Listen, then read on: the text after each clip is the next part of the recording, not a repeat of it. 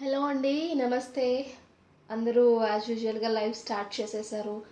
Work, office, schools, journeys, shoppings, etcetera etcetera etcetera. Everything is back again. Government లాక్డౌన్ని సడలించింది, అన్నీ మామూలు అయిపోయాయి. కానీ గుర్తుంచుకోవాల్సింది, లాక్డౌన్ మాత్రమే రిలాక్సేషన్ ఇచ్చారు. కరోనా ఇంకా మనతోనే ఉంది, మనతోనే ఉండబోతోంది. ఇలాంటి టైంలో మనం ఇంకా జాగ్రత్తలు తీసుకోవాలి. మనం అనుకునేంత ఈజీ కాదు ఈ కరోనా వైరస్.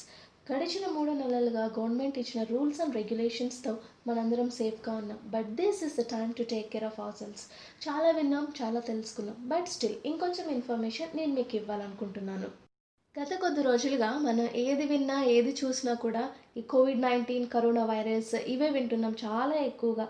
మిగతా వాటికంటే కూడా ఎక్కువగా మనకి వినిపించేది ఈ రెండే వినిపిస్తున్నాయి. అయితే ఈ కోవిడ్-19 అనేది ఇది ఒక వైరస్. ఇది మన బాడీ మీద ఎఫెక్ట్ చూపిస్తుంది, మనకి అనారోగ్యం తెచ్చిపెడుతుంది, దీనివల్ల చనిపోతున్నారు అని ఇదంతా తెలుసు.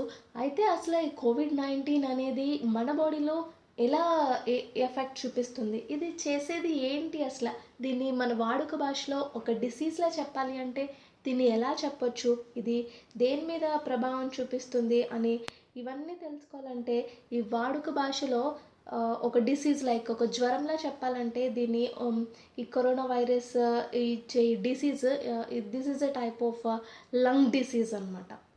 ఎస్, ఊపిరితిత్తుల వ్యాధి. ఈ ఊపిరితిత్తుల వ్యాధిలో కూడా ఇది ఏ టైప్ అంటే it is a pneumonia type of disease అనమాట. న్యూమోనియా అనేది కోర్స్ లంగ్ డిసీజ్. సో ఈ న్యూమోనియా కేసులో ఏం జరుగుతుంది అంటే ఈ లంగ్స్ హెల్తీ కండిషన్లో లంగ్స్ కోర్స్ చూడడానికి ఒక మ్యాసివ్ స్ట్రక్చర్లో ఉన్నా కూడా హెల్తీ కండిషన్స్లో ఈ లంగ్ లోపల అంతా కూడా ఆల్వియోలై అనే చిన్న చిన్న గాలి తిత్తులు ఉంటాయి. సో ఆ తిత్తులు అంతా కూడా గాలితో నిండి ఉంటాయి. ఇది రెస్పిరేషన్కి యూజ్ అవుతుంది.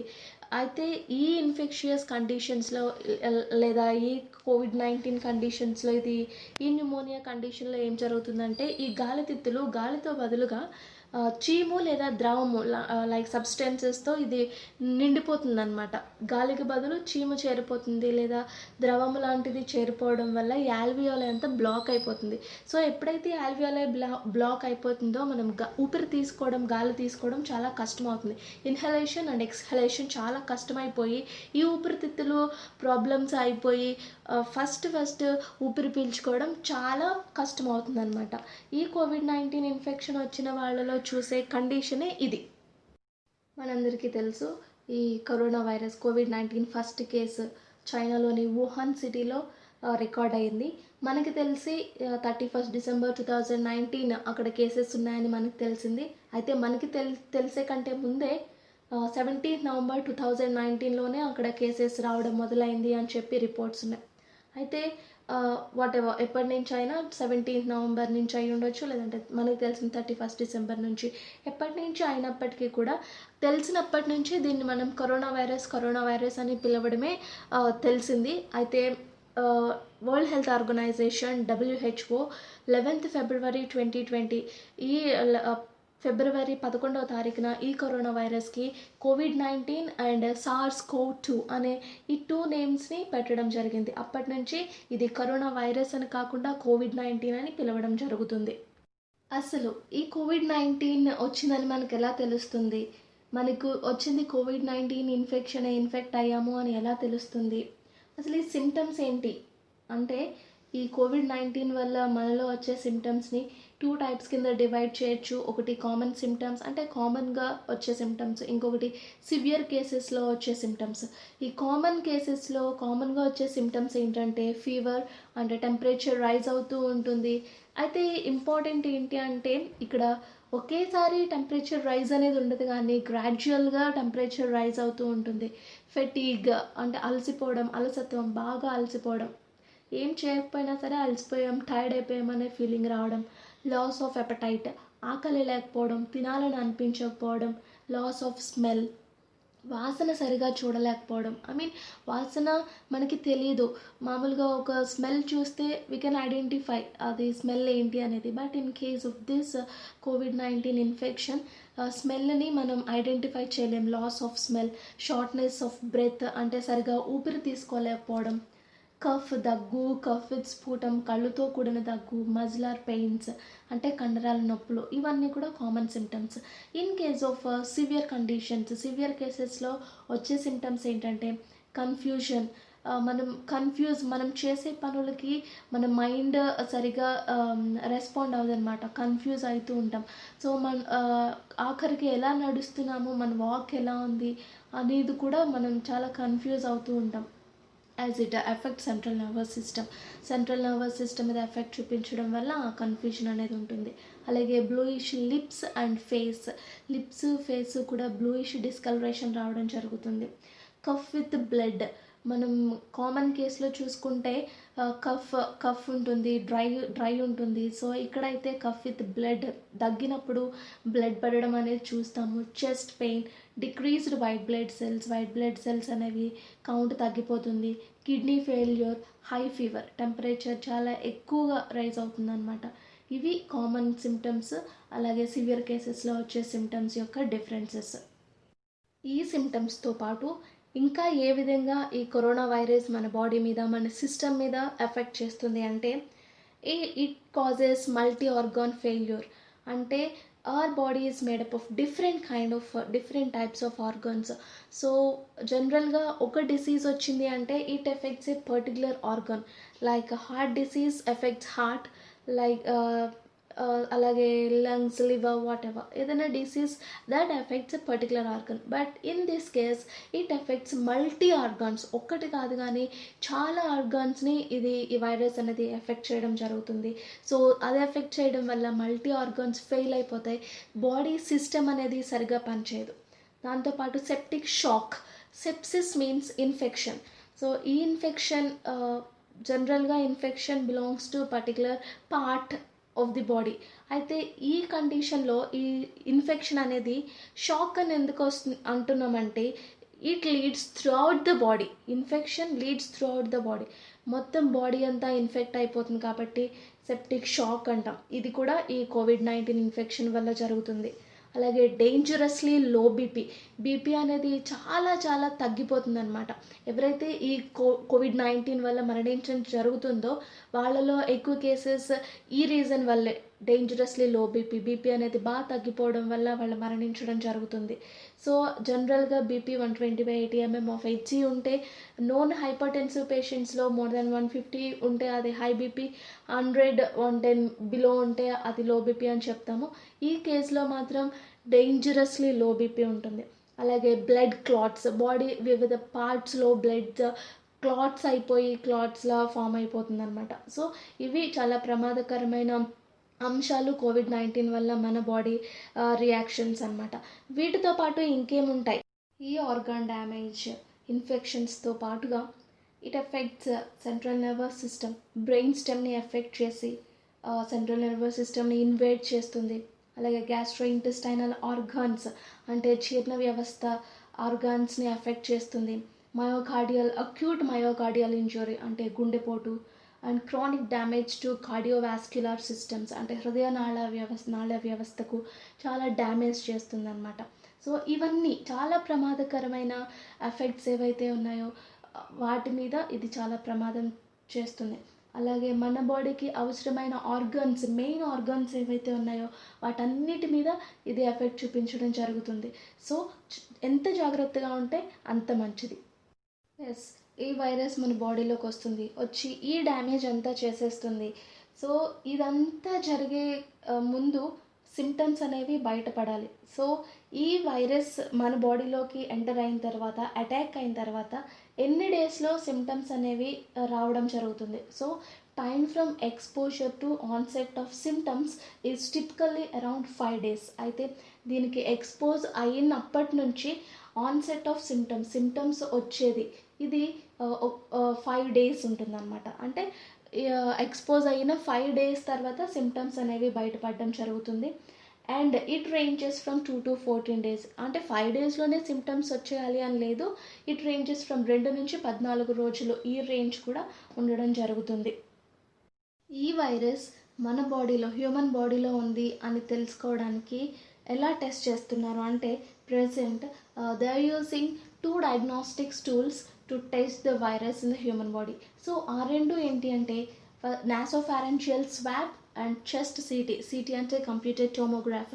It is a type of X-ray. So ఈ ఎక్స్రేని ఉపయోగించి అలాగే నాసోఫారెన్షియల్ స్వాబ్ ఈ రెండింటిని ఉపయోగించి ఆ వైరస్ మన బాడీలో ఉందా లేదా అని టెస్ట్ చేయడం జరుగుతుంది. ఈ నాసోఫారెన్షియల్ స్వాబ్ అంటే మన ముక్కులో ఉన్న ద్రవాన్ని తీసి దాన్ని ల్యాబ్కి పంపించి టెస్ట్ చేయడం జరుగుతుంది. ఈ శాంపుల్ని they will take from back of the nose and throat, మన ముక్కు గొంతు వెనుక భాగం నుండి ఈ శాంపుల్ని కలెక్ట్ చేయడం జరుగుతుంది. ఈ వైరస్ అనేది చాలా త్వరగా వ్యాప్తి చెందుతుంది. సో ఇది అసలు ఒకరి నుంచి ఒకరికి ఎలా ట్రాన్స్మిట్ అవుతుంది అంటే, as we all know, via droplets produced by coughing and sneezing. అంటే తుమ్మినప్పుడు దగ్గినప్పుడు వచ్చే తుంపర్ల వల్ల ఇది బాగా ఎక్కువ ఒకళ్ళ నుంచి ఒకళ్ళకి వెళ్తుందనమాట. సో తుమ్మినప్పుడు దగ్గినప్పుడు చాలా జాగ్రత్తగా ఉండాలి. కర్చీఫ్ కానీ టిష్యూ కానీ అడ్డు పెట్టుకోవాలి. కర్చీఫ్ని ఉతికేయాలి, టిష్యూ అయితే లిడ్ ఉన్న డస్ట్బిన్లో పడేసేయాలి. మన చేతిని అంటే మోచేతిని అడ్డు పెట్టుకుని తుమ్మడం అనేది చేయాలి. ఇతరులకి అంటకుండా చాలా జాగ్రత్తలు తీసుకోవాలి తుమ్మినప్పుడు దగ్గినప్పుడు. ఈ కోవిడ్-19 ఎంత ఎఫెక్ట్ చూపించినా బై గాడ్స్ గ్రేస్ రికవర్ అయిన కేసెస్ కూడా ఉన్నాయి. సో ఈ రికవరీ రేట్ ఎలా ఉంది అంటే, ఇన్ మైల్డ్ కేసెస్ ఆ పేషెంట్ టిపికల్లీ రికవర్ విత్ ఇన్ 2 weeks. మైల్డ్ కేసెస్లో ఎఫెక్ట్ అయిన పేషెంట్ 2 weeksలో రికవరీ అయిపోవడం జరుగుతుంది. In cases of severe or critical cases it takes 3 to 6 weeks to recover. Severe అలాగే క్రిటికల్ కేసెస్లో 3 నుంచి 6 వారాలు పట్టడం జరుగుతుంది. అయితే who have died from this corona virus, వాళ్ళలో time from symptom onset to death has ranged from 2 to 8 weeks. అయితే ఈ కరోనా వైరస్ వల్ల ఎవరైతే చనిపోయారో వాళ్ళలో ఫస్ట్ సిమ్టమ్స్ స్టార్ట్ అయిన రోజు నుంచి ఈ మరణం సంభవించిన రోజు, ఈ టైం పీరియడ్ అనేది తీసుకుంటే కనుక అది 2 to 8 weeks ఉంటుంది. సో ఇది ఇలా ఉంది, రికవరీ రేట్ అనేది ఇలా ఉంది. అయితే చిన్నపిల్లల విషయంలో ఇది అందరినీ ఎఫెక్ట్ చేస్తుంది. Very younger children are at higher risk to this corona virus. అయితే నమోదైన కేసుల్లో చిల్డ్రన్లో ఎలా ఉంది అంటే, children make up a small proportion of reported cases. So report అయిన కేసెస్లో చిల్డ్రన్ అనేది చాలా తక్కువ ప్రపోర్షన్లోనే ఉన్నారు. అది కూడా అండర్ 10 years, 10 సంవత్సరాల లోపు పిల్లలు ఎవరైతే ఉన్నారో వాళ్ళలో 1% ఉన్నారు. 10 to 19 years, 10 నుంచి 19 సంవత్సరాల లోపు పిల్లలు ఎవరైతే ఉన్నారో వాళ్ళు 4% ఉన్నారు. అంతేకాకుండా యంగర్ దాన్ 50 years ఇండివిజువల్స్ ఎవరైతే ఉన్నారో, 50 సంవత్సరాల లోపు హెల్దీ ఇండివిజువల్స్ ఎవరైతే ఉన్నారో వాళ్ళలో రిస్క్ ఆఫ్ డెత్ అనేది చాలా తక్కువ ఉంది. మరణ రేటు 0.5% మాత్రమే ఉంది. అలాగే ఓల్డర్ దాన్ 70 years, 70 సంవత్సరాలు పైబడిన పెద్దవాళ్ళు ఎవరైతే ఉన్నారో వాళ్ళలో రిస్క్ ఆఫ్ డెత్ అనేది చాలా ఎక్కువ ఉంది. That is more than 8%. 8% కంటే ఎక్కువగా ఈ పెద్ద వయసు గల వాళ్ళలో మరణ రేటు ఎక్కువ ఉంది. Pregnant women are at higher risk to this కోవిడ్-19. ఈ ప్రెగ్నెంట్ విమెన్ కూడా చాలా ఎక్కువ రిస్క్లోనే ఉన్నారు. సో మనం చేయాల్సింది ఏంటంటే, మన ఇంట్లో మన చుట్టుపక్కల ఈ పెద్దవాళ్ళు, వయసు నిండిన వాళ్ళు, అలాగే ప్రెగ్నెంట్ విమెన్ ఉంటే కనుక వాళ్ళని చాలా జాగ్రత్తగా చూసుకోవాలి. ఈ సస్పెక్టెడ్ పీపుల్ ఎవరైతే ఉన్నారో వాళ్ళని వీళ్ళ దరిదాపుల్లో కూడా రాకుండా చూసుకోవాలి. ఈ కోవిడ్-19 మీద కొన్ని రీసెర్చెస్ జరిగాయి, కొన్ని స్టడీస్ జరిగాయి. వాటిలో కొన్ని ఇంపార్టెంట్ రీసెర్చెస్ ఏంటి, వాటి రిపోర్ట్స్ ఏంటో మనం చూద్దాం. So most of those who die of this కోవిడ్-19 have pre existing health conditions. అంటే ఎవరైతే ఈ కోవిడ్-19 ఇన్ఫెక్షన్ వల్ల చనిపోయారో వాళ్ళు ఓన్లీ ఈ కోవిడ్-19 వల్లే కరోనా వైరస్ వల్లే చనిపోలేదు, కానీ వాళ్ళలో ఇంతకుముందే కొన్ని హెల్త్ ప్రాబ్లమ్స్ అనేవి ఉన్నాయి. అలా ఎవరైతే pre existing health conditions like hyper tension, diabetes, cardiovascular diseases అంటే బీపీ, షుగర్ వ్యాధి, హృదయనాళ వ్యవస్థకు సంబంధించిన వ్యాధులు, ఇంకా లో ఇమ్యూనిటీ, ఇలాంటి వాళ్ళు ఎవరైతే ఉన్నారో వాళ్ళలోనే ఎక్కువ డెత్ రేట్ అనేది ఇప్పటివరకు నమోదై ఉంది. In a study by the national health commission of China national health commission వాళ్ళు చేసిన స్టడీలో వాళ్ళు ఈ కరోనా వైరస్ వల్ల మెన్లో ఎక్కువ డెత్ రేట్ ఉందా, విమెన్లో ఎక్కువ డెత్ రేట్ ఉందా అనే ఒక స్టడీని చేయడం జరిగింది. ఆ స్టడీ ఇచ్చిన రిపోర్ట్ ప్రకారం men had a death rate more than women. So విమెన్లో కంటే మెన్లో కొంచెం ఎక్కువ డెత్ రేట్ ఉంది. అది మెన్లో 2.8% ఉంటే విమెన్లో 1.7% ఉంది. ఇంకొకటి according to March data from United states వాళ్ళు ఇచ్చిన మార్చ్ డేటా ప్రకారం 89% of those hospitalised had pre existing health conditions. ఇందాక మనం చెప్పుకున్నట్టు ఈ యునైటెడ్ స్టేట్స్లో ఈ కరోనా వైరస్ వల్ల హాస్పిటలైజ్ అయిన వాళ్ళలో 100 మెంబర్స్ హాస్పిటలైజ్ అయితే అందులో 89 మెంబర్స్కి ఈ ప్రీ ఎగ్జిస్టింగ్ హెల్త్ కండిషన్స్ వల్లే వాళ్ళు హాస్పిటలైజ్ అయ్యారు అని వాళ్ళ డేటా చెప్తుంది. హాంకాంగ్ హాస్పిటల్ అథారిటీ వీళ్ళు ఒక రిపోర్ట్ ఇచ్చారు. వాళ్ళ రిపోర్ట్ ప్రకారం ఏంటంటే ఎవరైతే ఈ కరోనా వైరస్కి ఇన్ఫెక్ట్ అయ్యి రికవర్ అయ్యారో వాళ్ళలో రికవర్ అయిన తర్వాత కూడా ఈ లంగ్ కెపాసిటీ అనేది 20-30% డ్రాప్ అయి ఉంది అని చెప్పి వాళ్ళ రిపోర్ట్ చెప్తుంది. సో ఈ కరోనా వైరస్ వల్ల ఈ లంగ్ అనేది తన సామర్థ్యాన్ని 20-30% డ్రాప్ అవడం చూస్తున్నాం. సో అసలు ఈ లంగ్ కెపాసిటీ అంటే ఏంటంటే it is the total amount of air that lung can hold. ఒక హెల్దీ లంగ్ ఎంతైతే గాలిని పట్టి ఉంచగలదో, హోల్డ్ చేయగలదో దీన్నే లంగ్ కెపాసిటీ అంటాం. సో హెల్దీ ఇండివిజువల్స్లో this is average of 6 litres of air lung capacity ఉంటుంది. సో ఇది 20-30% డ్రాప్ కనిపిస్తుంది అనమాట. అలా డ్రాప్ అయినప్పుడు మన రెస్పిరేషన్కి ప్రాబ్లమ్స్, ఊపిరి తీసుకునే ప్రాబ్లమ్స్ బాగా ఎక్కువ అవుతాయి అన్నమాట. ఇంకొకటి based on John Hopkins University statistics. John Hopkins University వాళ్ళు ఇచ్చిన స్టాటిస్టిక్స్ ప్రకారం global death to case ratio is 5.8%. అయితే గ్లోబల్గా వరల్డ్ వైడ్గా కేస్కి డెత్కి ఆ రేషియో చూసుకుంటే అది 5.8% ఉందని చెప్పి వీళ్ళ రిపోర్ట్ చెప్పడం జరుగుతుంది. ఇవన్నీ ఒక పక్క అయితే ప్రజెంట్ ఈ కరోనా వైరస్ అనేది మనుషుల నుంచి మనుషులకే కాదు, మనుషుల నుంచి జంతువులకి కూడా వ్యాప్తి చెందడం ప్రారంభించింది. ఎస్, ఇది ఎక్కడ అంటే బెల్జియంలో ఫస్ట్ కేసు నమోదయ్యింది.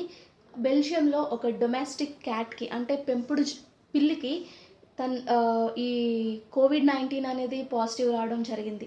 అది ఎలాగా అంటే ఈ పెంపుడు పిల్లి ఓనర్ ఎవరైతే ఉన్నారో ఆయనకి COVID-19 టెస్ట్ చేస్తే పాజిటివ్ వచ్చింది.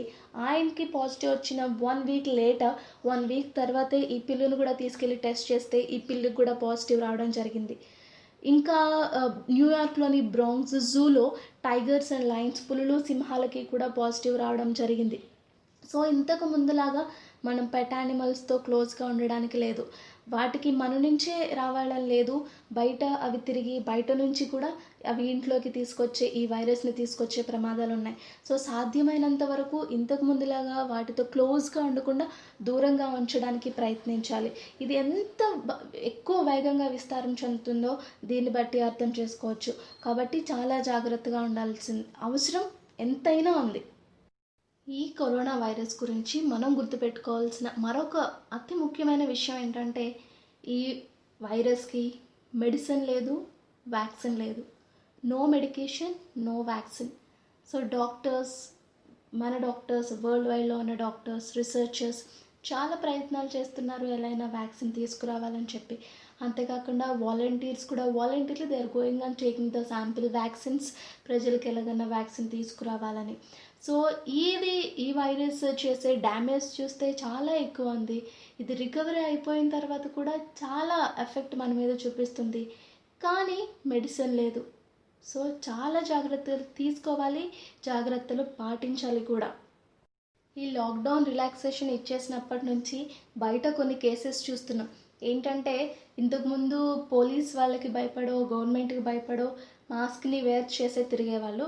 సో ఇప్పుడు లాక్డౌన్ తీసేయడంతో ఈ వైరస్ అసలు లేదేమో, దీనికి ఏం భయపడాల్సిన అవసరం లేదేమో అని చెప్పేసి కొంతమంది మాస్క్ని ప్రాపర్గా పెట్టుకోకుండా దానికి నెక్కి పెట్టుకోవడం, లేదంటే చేత్తో పట్టుకోవడం, సో ఒక ఆర్నమెంట్ లాగా దాన్ని వేర్ చేయడం, ఇలాంటివి జరుగుతున్నాయి. సో ప్లీజ్ ఎవ్వరూ కూడా మాస్క్ని మిస్యూజ్ చేయొద్దు. మనల్ని ఈ వైరస్ నుంచి కాపాడేది మాస్క్. సో ఖచ్చితంగా ప్రాపర్గా మన ఫేస్కి ఫిట్ అయ్యే మాస్క్ని యూజ్ చేద్దాం. దాంతోపాటు ఎక్కడికి వెళ్ళినా సరే మనతో పాటుగా శానిటైజర్ని తీసుకెళ్దాం. చాలా ఫ్రీక్వెంట్గా హ్యాండ్స్ శానిటైజ్ చేసుకుంటూ ఆల్కహాల్ బేస్డ్ శానిటైజర్ యూజ్ చేద్దాం. తర్వాత బయటికి వెళ్ళి వచ్చిన తర్వాత better to take complete bath. అంటే హెడ్ బాత్ చేసేయడం చాలా మంచిది. బయటికి వెళ్ళినప్పుడు ఇద్దరు ముగ్గురు కాకుండా రెగ్యులర్గా ఎవరు వెళ్తారో వాళ్ళు ఒకళ్ళు మాత్రమే వెళ్ళి బయట పని చేసుకురావడం చాలా మంచిది. సో మన ఇంటిని కూడా చాలా నీట్గా ఎప్పటికప్పుడు శానిటైజ్ చేసుకుంటూ ఉండడం చాలా మంచిది. సో మాస్క్ మాత్రం కంపల్సరీ వాడండి, ప్రాపర్గా వాడండి, దాన్ని మిస్యూజ్ మాత్రం చేయొద్దు. చూసాం కదా, ఈ వైరస్ చిన్నదే అయినా ఇది మన బాడీకి చేసే నష్టం అంతా ఇంత కాదు. సో చాలా నష్టపరుస్తుంది. మల్టీ ఆర్గాన్ ఫెయిల్ అయిపోతున్నాయి, ఆర్గాన్స్ అన్నీ ఫెయిల్ అవుతున్నాయి, సిస్టమ్స్ అన్నీ డ్యామేజ్ అవుతున్నాయి. వన్స్ అటాక్ అయిన తర్వాత లంగ్ కెపాసిటీ, లంగ్స్ ఒక సామర్థ్యం తగ్గిపోతుంది. సో కొన్ని అపోహలు ఉన్నాయి, ఒకసారి ఈ కరోనా వైరస్ అటాక్ అయితే దానికి మళ్ళీ మనము అటాక్ అవ్వం, మనకి దాన్ని పోరాడే శక్తి మన బాడీలో పెరుగుతుంది. ఇలాంటి అపోహలు నమ్మొద్దు, చాలా జాగ్రత్తలు తీసుకోవాలి. అయితే ఇంకొక విషయం ఏంటంటే, ఈ కరోనా వైరస్ అనేది మన బాడీలోకి రావాలి అంటే it should use something. It cannot enter into our bodies by it self. దాని అంతటా అదే మన బాడీలోకి రాలేదు. సో మన బాడీలోకి హోస్ట్ సెల్లోకి, హోస్ట్ అంటే ఏంటంటే in which a foreign body makes it life and lives there. ఒక ఫారెన్ బాడీ దేనిలోకి అయితే వచ్చి దాని లైఫ్ని స్టార్ట్ చేసుకుని దాని లైఫ్ని అక్కడ జీవిస్తుందో దాన్ని హోస్ట్ బాడీ అంటాం, హోస్ట్ సెల్ అంటాం. ఈ కోవిడ్-19 కేసులో, కరోనా వైరస్ కేసులో మన హ్యూమన్ బాడీయే ఆ కరోనా వైరస్కి హోస్ట్ అనమాట. సో ఇది ఈ హోస్ట్ బాడీలోకి ఎలా వస్తుంది అంటే, it is using a special surface glycoprotein called spike. Spike అనే గ్లైకోప్రోటీన్ని యూస్ చేసుకుని ఇది హ్యూమన్ బాడీలోకి రావడం జరుగుతుంది. ఇది వచ్చిన తర్వాత ఇది సెటిల్ అయ్యి తర్వాత అది ఎలా ప్రోగ్రెస్ అవుతుంది, ప్రోగ్రెస్ అయ్యి ఆల్వియోలైని తర్వాత సిస్టమ్స్ని ఎలా డ్యామేజ్ చేస్తుంది అన్నీ తెలుసుకున్నాం. సో డ్యామేజ్ ఈజ్ డ్యామేజ్ అయిన తర్వాత మనమే ఇప్పుడున్నంత హెల్దీగా ఫ్యూచర్లో వన్స్ డ్యామేజ్ అయిన తర్వాత ఉండలేకపోవచ్చు. So take care. నిర్లక్ష్యం అస్సలు వద్దు. మన నిర్లక్ష్యం ఖరీదు మన కుటుంబానికి అంతటికీ ప్రమాదం తెచ్చిపెడుతుంది. మనం జాగ్రత్తగా ఉంటూ మన ఇంట్లో పెద్దవాళ్ళని, పిల్లల్ని, మన కుటుంబంతో పాటు మన సమాజాన్ని ఈ కరోనా మహమ్మారి నుండి కాపాడదాం. ఇది మన కర్తవ్యం.